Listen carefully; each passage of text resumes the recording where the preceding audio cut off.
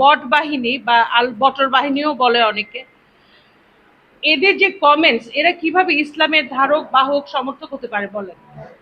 এই প্রশ্নের উত্তর কিন্তু জামায়াতে ইসলামীর নেতারা আজ পর্যন্ত আমাদের কাছে কোন রকম একটা বিবৃতি বা একটা মন্তব্য বা একটা বক্তৃতা ভাষণে কিন্তু একটা ডিরেকশন ওনারা ওনাদের নেতা কর্মী সমর্থকদেরকে আজ পর্যন্ত দেন নাই যে ভাই দয়া করে আপনারা যদি জামাত ইসলামী সমর্থক হন তাহলে কোনো নারীর প্রতি অনলাইনে অশ্লীল কুৎসিত অশ্রাব্য কথাবার্তা লিখবেন না। এই এই আবেদনটা কিন্তু কয়েকবার করা হয়েছে যে আপনারা একটা ডিরেকশন দেন, বক্তৃতাতে বলেন, ভাষণে বলেন। এটি কিন্তু ওনারা করেন নাই। তার মানে আমরা কি বুঝে নিব বলেন? ওনারা তো যে আমাদের মানে মানসিক ক্ষতি করছে তা না, ইসলামের ক্ষতি করছে তো, করছে কিনা?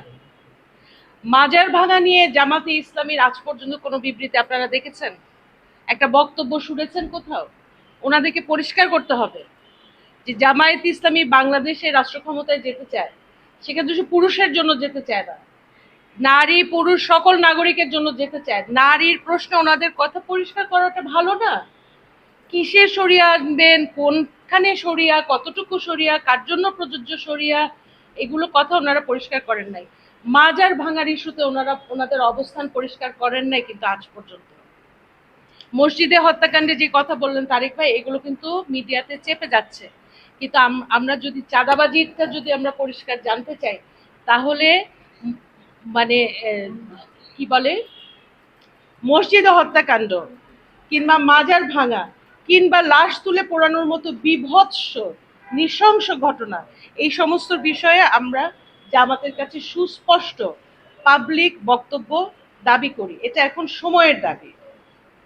আর আরেকটা বিষয়, আপনি যদি জামায়াত ইসলামী নিয়ে কোনো কথা কোনো কমেন্ট করেন এবং আপনি যদি নারী হন তাহলে আপনি শুধু সেই কমেন্টসগুলো পড়বেন। তো এখন কিন্তু এটা প্রতিষ্ঠিত সত্য যে দেখবেন আমরা তো আওয়ামী লীগ নিয়েও কম সমালোচনা, মানে যতটুকু সম্ভব ছিল করেছি, বিএনপির সমালোচনা করি, এনসিপির করি, অন্যান্য সকল দলের করি, কিন্তু নারীদের বিষয়ে